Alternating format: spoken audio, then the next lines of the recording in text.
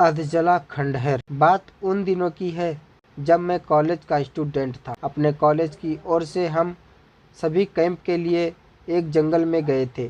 हल्की ठंड थी, अतः रात में हम सबने पूरी रात कैंप फायर के साथ डांस करने, गाने आदि का प्रोग्राम तय किया। मुझे और सभी साथियों को कैंप फायर के लिए लकड़ियां इकट्ठी करने का भार सौंपा। मैं निकला तो सबके साथ ही, लेकिन जंगल के प्राकृतिक सौंदर्य में भटकता हुआ अकेले बहुत दूर कहीं निकल गया। अचानक आसमान बादलों से भर गया और गरज के साथ बारिश होने लगी। बादलों के लगातार गरजने से मैं पेड़ के नीचे खड़ा रहना मुनासिब न समझा। आसपास किसी घर की तलाश में एक दिशा में भागने लगा। मुझे कुछ ही दूर पर एक लाल ईंटों से बनी शानदार बिल्डिंग नजर आई। बिल्डिंग रोशनी से पूरी नहाई हुई थी और उसमें ढेर सारे लोग हैं, ऐसा दूर से ही लग रहा था। मैं तेजी से भागते हुए उस बिल्डिंग में जा घुसा और सामने से आती हुई एक खूबसूरत नर्स से टकराते टकराते बचा। नर्स ने मुझे घूर कर देखते हुए कहा, बहुत अधिक भीग गए हो, सर्दी लग जाएगी। उधर बाईं ओर एक स्टोर रूम है, वहां जाकर जो भी मिले उससे कहना सिस्टर जूलिया ने दूसरे सूखे और साफ कपड़े मुझे देने को कहा है, वह तुम्हें कपड़े दे देगा। मैं हक्का बक्का मुंह फाड़े सिस्टर जूलिया को देखते रहा। मुझे एकदम से यह समझ नहीं आया कि मैं क्या करूं। मेरी स्थिति देखकर सिस्टर जूलिया खिलखिलाकर हंस पड़ी और बोली, पहले तो तुम अपना मुंह बंद करो, वरना मुंह में मच्छर घुस जाएंगे, और अब जाकर वैसा ही करो जैसा मैंने कहा है। मैं हल्के से हाँ में सिर हिला सिस्टर की बताई दिशा में जाने को मुड़ गया। अभी कुछ 10 कदम ही चला होऊंगा कि मेरे कंधे पर किसी ने हाथ रखा। मैं चौंककर पीछे मुड़ा और अपने सामने आर्मी की वर्दी में एक युवक को खड़ा मुस्कुराता पाया। मेरे चेहरे पर आश्चर्य का बादल अपना घर बना चुका था, जिसे देखते ही उस युवक को हंसी आ गई। उसने धीमे किंतु मीठे स्वर में कहा, मैं कैप्टन विनोद हूँ और ये हमारे देश की आर्मी का हॉस्पिटल है। कैप्टन विनोद की बातों ने मुझे आश्वस्त किया। मैं अब धीरे धीरे सामान्य हो गया और मैं कैप्टन विनोद को सिस्टर जूलिया की कई बातें बताई। सुनकर कैप्टन विनोद के चेहरे पर रहस्यमयी मुस्कान फैल गई और वे बोले, तो सिस्टर जूलिया से भी मिल चुके? जी, क्या मतलब है आपका? कुछ नहीं, चलो मैं तुम्हें सूखे कपड़े देता हूँ, चेंज कर लो, नहीं तो सच में सर्दी लग जाएगी। और मैं कैप्टन विनोद के पीछे पीछे एक बड़े से कमरे में पहुँच गया। कमरे के चारों ओर हरे रंग के पर्दे लगे हुए थे। एक और एक बड़ा सा बेड पड़ा हुआ था और उसके सामने एक सोफा था। बीच में एक टेबल था जिस पर 2 ग्लास, एक बड़ी बोतल ब्रांडी और 1 या 2 पत्रिकाएं पड़ी हुई थी। कमरे के एक कोने में बड़ी सी अलमारी थी, जिसमें से कैप्टन विनोद ने एक आसमानी रंग का कुर्ता पायजामा निकालकर मुझे दिया और कमरे से लगे बाथरूम की ओर इशारा किया। मैं बाथरूम से कपड़े चेंज कर जैसे ही निकलने लगा, मेरी नज़र बाथरूम की एक दीवार पर पड़ी। वह खून के छींटों से भरी हुई थी। ये देखकर मैं घबरा गया और जल्दी से बाहर निकलने को मुड़ा कि बाथरूम में लगे आईने में खुद को ही देखकर चौंक गया। आईने में मेरा पूरा शरीर तो नज़र आ रहा था, लेकिन मेरे शरीर पर से मेरा सर गायब था। अब मुझे डर लगने लगा। मैं हड़बड़ाकर बाथरूम से निकल गया। मुझे इस तरह बाहर निकलते देख कैप्टन विनोद ने हंसकर पूछा, क्या हुआ? अरे हाँ, तुमने तो अब तक मुझे अपना नाम ही नहीं बताया। कहाँ जाओगे? बाहर बहुत तेज बारिश हो रही है, लेकिन तुम जाना क्यों चाहने लगे अचानक, यह मैं समझ नहीं पा रहा हूँ। कैप्टन विनोद, आपकी बाथरूम की एक दीवार पूरी खून के छींटों से भरी हुई है और आपके बाथरूम में लगा आईना भी कुछ अजीब सा है। उसमें मुझे मेरा पूरा शरीर तो दिखाई दिया, लेकिन मेरा सर ही गायब था। मैं अब बिल्कुल भी नहीं रुकूंगा यहाँ। बारिश में ही भीगता हुआ अपने कैंप तक जाऊंगा।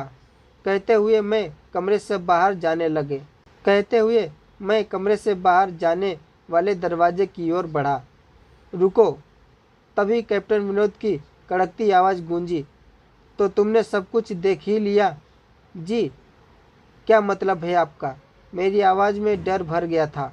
मतलब चाहे जो हो, तुम तब तक यहाँ से नहीं जा सकते जब तक मैं तुम्हें कुछ बता ना दूँ। क्या क्या क्या बताना चाहते हैं आप? जो आज तक कोई ना जान सका। जो आज तक कोई ना जान सका वह मैं जानकर क्या करूँगा? प्लीज़ अब मुझे जाने दें। मैं डर से रुआसा हो गया। नहीं, बिल्कुल भी नहीं। और तुम्हें मुझसे डरने की भी कोई ज़रूरत नहीं। सैनिक सबकी रक्षा के लिए होते हैं। मैं भी तुम्हारी सुरक्षा ही कर रहा हूँ। कैप्टन विनोद के स्वर में कोमलता थी। आओ मेरे साथ, इस सोफे पर बैठ जाओ। मैं तुम्हें एक कहानी सुनाता हूँ। कहानी खत्म होते ही मैं तुम्हें तुम्हारे कैंप तक जीप से छोड़ आऊँगा। वैसे भी तुम अपने साथियों से काफ़ी आगे निकल आए हो। वहाँ तक तुम अब चलते हुए शायद पहुँच ना पाओ। कैप्टन विनोद के स्वर में जाने कैसी आश्वस्ति थी। मैं जाकर उनके बगल में बैठ गया। कैप्टन विनोद ने कहना शुरू किया। दुश्मनों ने धोखे से हमारे अस्पताल को अपना निशाना बनाया। दुश्मन देश के 2 सैनिक हमारे सैनिक के वेश में आए। एक हमारे ही घायल सैनिक को लेकर आए। वह घायल था और हमारे देश की सेना ने उसे बहुत ढूंढा लेकिन नहीं मिला। शायद साजिश के तहत उसे घायल होते ही घुसपैठियों ने कहीं छुपा दिया था। अचानक अपने खोए सैनिक को अपने हॉस्पिटल में पाकर सभी खुश हो गए और बिना अधिक पड़ताल किए हॉस्पिटल के गेट रूम में घायल को लेकर आने वाले वेशधारियों को ठहरने की इजाज़त दे दी गई। अभी उस सैनिक का इलाज चल ही रहा था कि जोरों का ब्लास्ट हुआ और पूरा हॉस्पिटल एक पल में खंडहर में तब्दील हो गया। लेकिन हॉस्पिटल तो अपनी शानदार स्थिति में खड़ा है। मेरी बातों को अनसुना कर कैप्टन विनोद ने अपनी बात जारी रखी। कोई नहीं बचा उस ब्लास्ट में। दीवार पर पड़े खून के छींटे भी उसी ब्लास्ट में मारे गए हॉस्पिटल के कर्मचारियों के हैं। हाँ, पर यह हॉस्पिटल तो मुझे खंडहर नहीं दिखता। जवाब में कैप्टन विनोद के चेहरे पर राहत से भरी मुस्कान फैल गई और उनका चेहरा अजीब से भावों से भर गया।